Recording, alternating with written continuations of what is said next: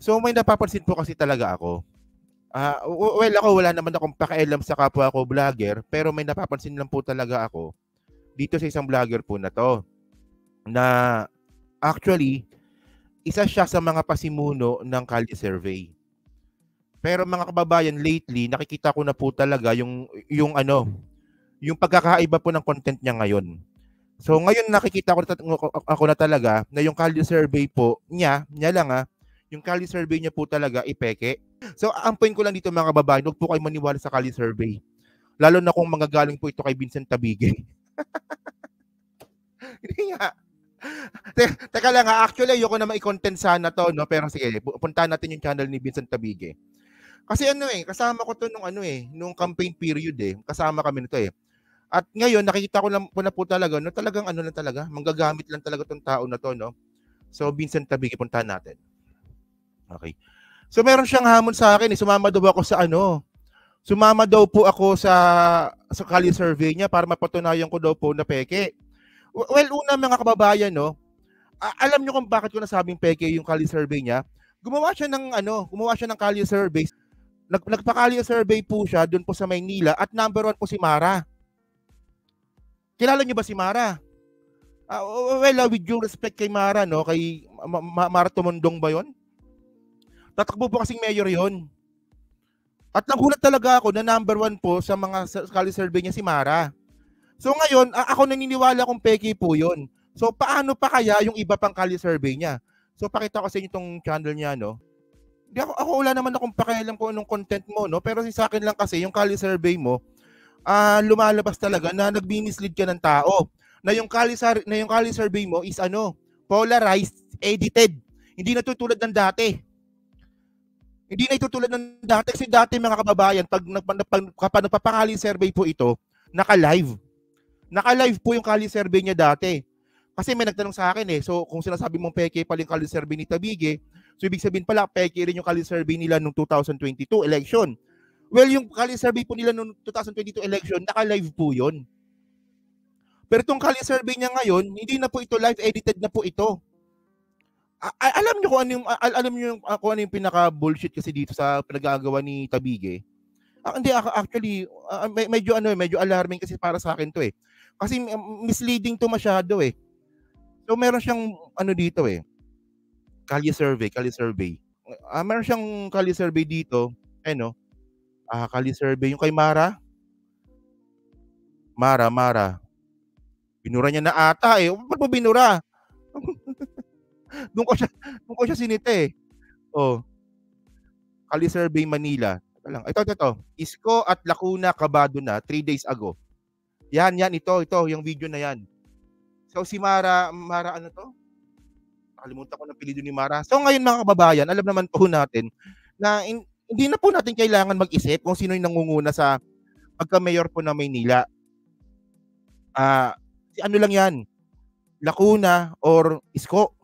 Ako nag-iisip pa ako kung maglalakuna o Isko ako, di ba?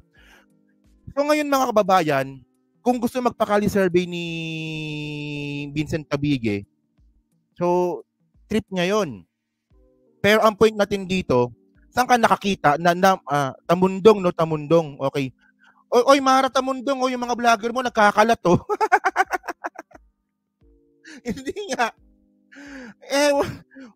Kaya nga kasi ang point natin dito mga kababayan, hindi na po kasi live itong mga Kalye Survey niya na to.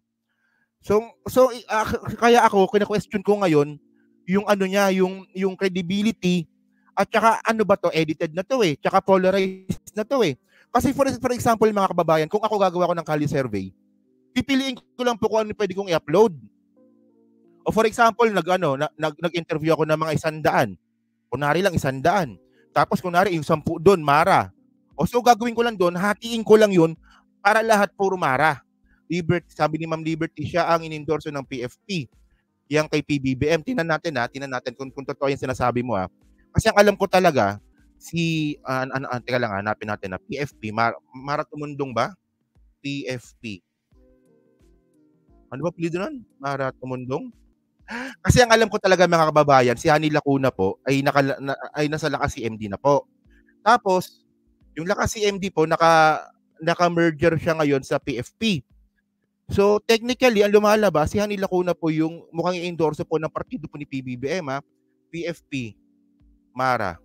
Mara ano ba, Tumundong ba yun? Okay, Mara Tumundong, konsehal ng distrito, upcoming, tingnan natin sa Rappler. Okay. So, PFP pala si Mara. Kita mo ngayon ko lang nalaman, no? Okay, PFP pala si Mara. Okay. Mara Lorraine Tumundong is a candidate running for office of upcoming elections as the member of Partido Federal ng Pilipinas. Tumundong is campaigning. So ngayon, conflict sila ngayon. Ni Hali Lacuna pala. Okay, gets ko na. So maraming salamat sa comment. So ngayon mga kababayan, so malino pala, no? Nakita nyo ba? So ngayon, may conflict sila ngayon. So si Hani Lacuna nasa CMD, tapos si Mara Tumundong ay nasa PFP. So abangan natin kasi actually no, kung sinasabi kasi ng mga vlogger po ni Mara na si Mara na yung endorso ni Presidente Bongbong Marcos, hindi pa nga po hindi pa nga sila nag-endorso eh. Wala pa nga eh. O nag-assuming na naman kayo. 'Di ba? Nag-assuming na naman tayo. So abangan natin 'to. So malamang ang mangyayari dito, kung tayo po ay pro BBM, kung tayo po ay BBM supporter, si Isko po is mukhang makakalaban natin. Ay nang malinaw dito. Mukhang makakalaban natin siya sa Maynila. So posibleng si Mara or si Hani Lacuna yung i-endorso. Dalawa lang sila. Pero ang sinasabi natin dito mga kababayan, with due respect naman kay Mara, no? Anong klaseng pagbablog to? Kasi actually nag-ano siya sa akin, nag-comment pa siya sa akin na wag daw ako magpalaki ng itlog dito sa bahay. So lumabas daw ako kasama niya. Unang-una sa lahat mga kababayan, hindi ko naman talaga alam niyo naman na yung channel ko is more on commentaries at more on research. So papapuntahin mo ako diyan sa mismong teritoryo mo. Content mo yan eh. Content mo yan eh. At saka alam niyo kung yung pinaka bullshit dito mga kababayan. Meron siyang content dito eh. Kalye survey compilation. Duterte, wala lang iba. Bakit gusto nila? Ayan yung mga content ni ngayon ni Vincent Shrek. Kalye survey. Compilation, bakit gusto nila si FPRRD? So DDS talaga to.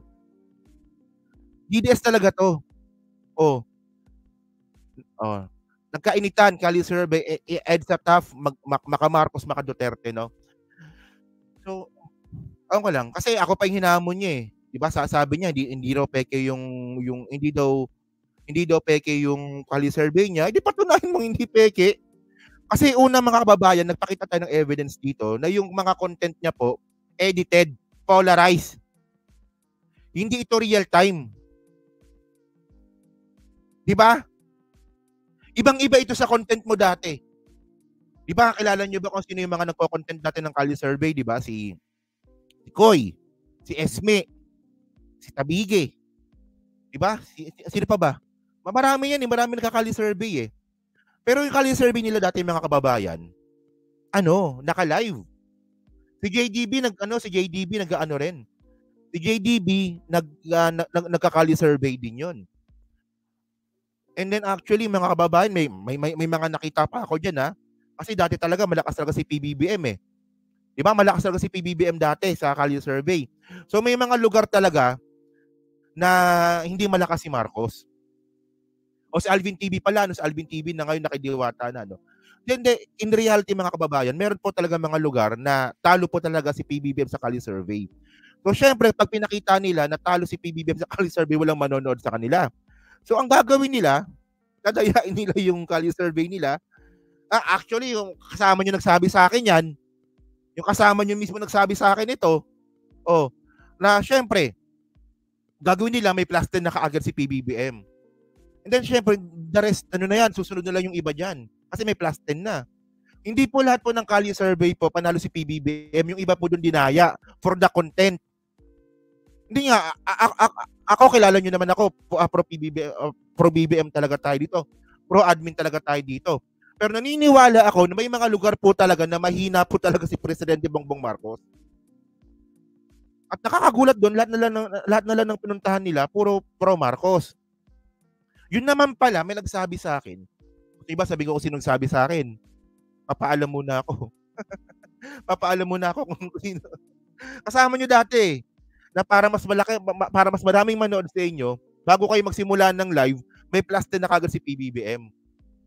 Para lumabas na si PBBM yung number 1. So, well, sa akin ang point natin dito, 'di ba?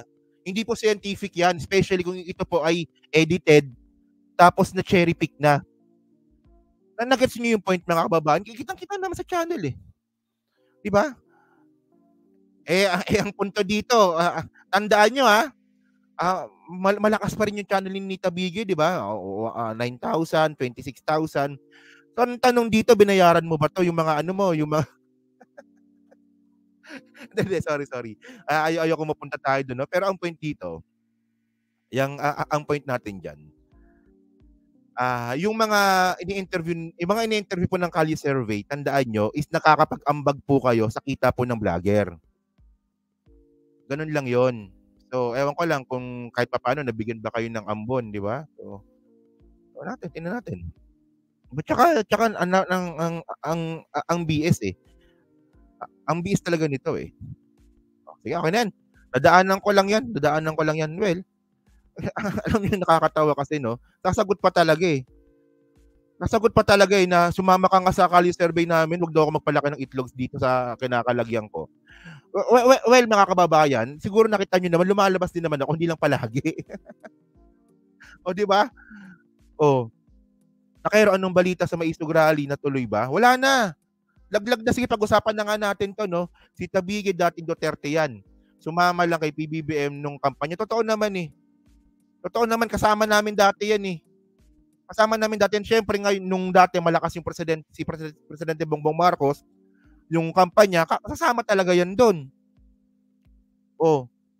Tapos ngayon wala na. Nakikiramdam na 'to, eh. Mukhang lumalabas talaga na DDS siya. Sige nga, patunayan mo ngang hindi rapist si Kibuloy.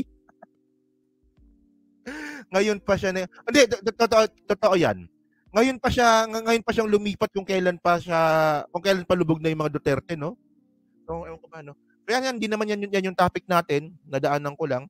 Sayang tuloy yung 16 minutes ninyo.